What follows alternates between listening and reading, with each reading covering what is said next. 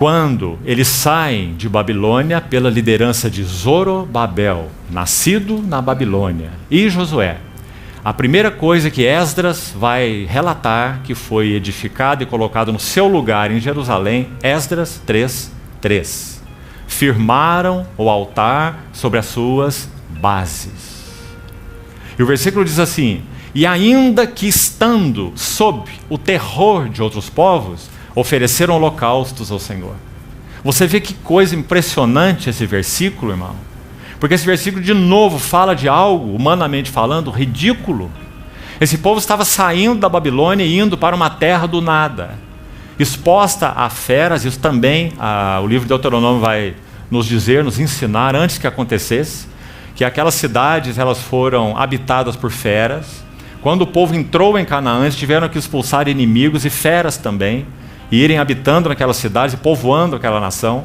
Quando eles saíram de Jerusalém e ela foi destruída, da mesma maneira aquilo se tornou um lugar deserto, ocupado por feras, expostos a inimigos de toda sorte. E esse povo volta para lá. A primeira leva de cativos, sob a liderança de Zorobabel, o que eles fazem? Qualquer líder com o mínimo de bom senso diria assim: precisamos nos proteger.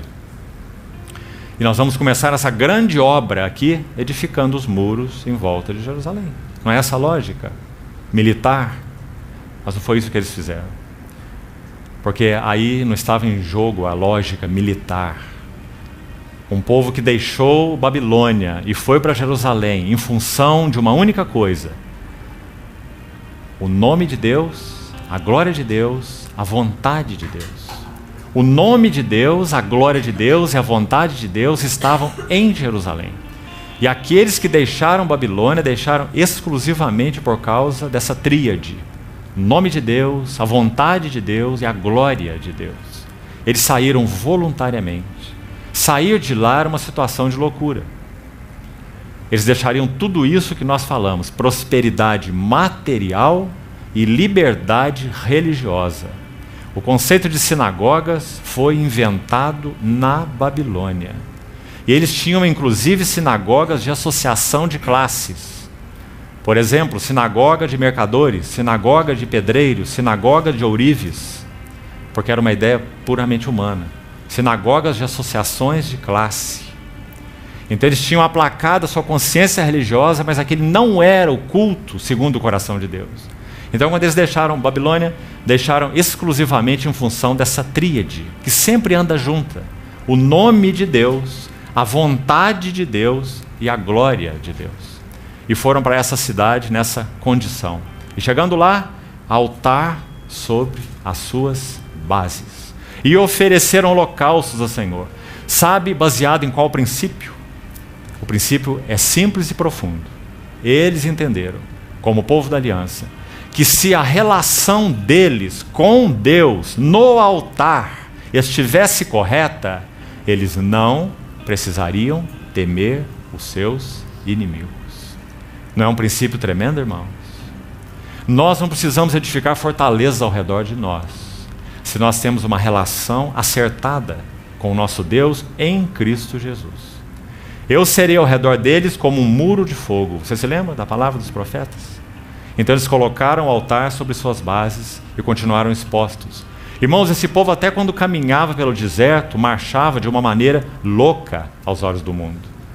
Caminhavam no deserto, expostos da mesma maneira a tudo. E quando eles iam se acampar, tenda da congregação no centro, a arca da aliança no centro, 3 tribos no norte, 3 no sul, 3 no leste, 3 no oeste, em cruz, todas as cabanas voltadas para o centro e de costas para os inimigos. O que os irmãos acham? Essa não é uma maneira de se acampar, né? Humana. Essa é uma maneira divina de se acampar. Olhando firmemente para Jesus, o autor e consumador da fé, para que não vos fatigueis desmaiando em vossas almas. Então, como esses princípios são maravilhosamente vistos na história do povo de Deus da velha aliança. Porque Deus é um só. E a Bíblia não é um livro de histórias. Tudo o que outrora foi escrito para o nosso ensino foi escrito. Romanos 15:4. para que pela paciência e pela consolação das Escrituras nós tenhamos esperança. Então, irmãos, esse povo volta nessa primeira leva com Zorobabel e Josué. Há muitos princípios envolvidos aí, não vamos entrar neles. Depois, a segunda leva com Esdras. Sabe o que significa o nome Esdras? Auxílio. Depois da obra desse nascido na Babilônia, Zorobabel, Deus levanta Esdras, auxílio. E no que Esdras auxilia? Principalmente em um aspecto. Ele recupera a palavra de Deus. Isso está registrado no livro de Neemias, capítulo 8. Quando eles reúnem naquela plataforma, desde a alva até o meio-dia, se revezam pregando a palavra e o povo ouvindo e chorando. Irmãos, eles tinham a mesma Torá na Babilônia, mas não tinham esse resultado. Compreende? Eles tiveram esse resultado de uma palavra renovada, viva, profunda, penetrante no coração deles, quando eles estavam no lugar do nome, da vontade e da glória de Deus. A palavra era a mesma, mas o fundamento era completamente diferente. Então aquela reunião maravilhosa, quando eles choravam ouvindo a palavra, então aquelas pessoas que ministravam diziam assim: não, parem de chorar, a alegria do Senhor é a nossa força. Vamos festejar, vamos enviar porções para os que nada têm. Você vê a hora que eles viveram? Avivamento espiritual. Registrado em Neemias, capítulo 8. Sabe qual foi o foco desse avivamento espiritual? A palavra de Deus. A velha palavra foi recuperada, aberta, vivificada pelo Espírito de Deus. E então, aquele povo foi recuperado para Deus. Isso com Esdras, além de outros pontos em que ele contribuiu. Também fortaleceu o serviço da casa de Deus, também purificou o povo para Deus. E depois nós temos o terceiro retorno, que vai ser o nosso foco do compartilhar hoje. Neemias. O nome de Neemias é muito significativo e completa esse quadro para nós. Primeiro, o Zorobabel, ele nasceu na Babilônia e foi um cooperador de Deus nessa primeira leva até edificar o templo. Embora o serviço do templo fosse fraco, havia poucos sacerdotes, havia muitos vasos sagrados que ainda não tinham sido trazidos com Zorobabel, tinham ficado lá na Babilônia. Neemias ou Esdras vai trazer depois, nessa segunda leva de cativos. Então, quando Zorobabel conclui o templo, não havia nele glória, não havia um serviço forte, não havia todos os vasos, mas o templo já estava lá. Ele cumpriu essa parte importante de lançar esses fundamentos. Depois, Esdras, o auxílio, trazendo vasos sagrados, trazendo mais sacerdotes. Esdras dispôs o seu coração. Que versículo precioso do capítulo 7 de Esdras. Ele dispôs, Esdras 7:10.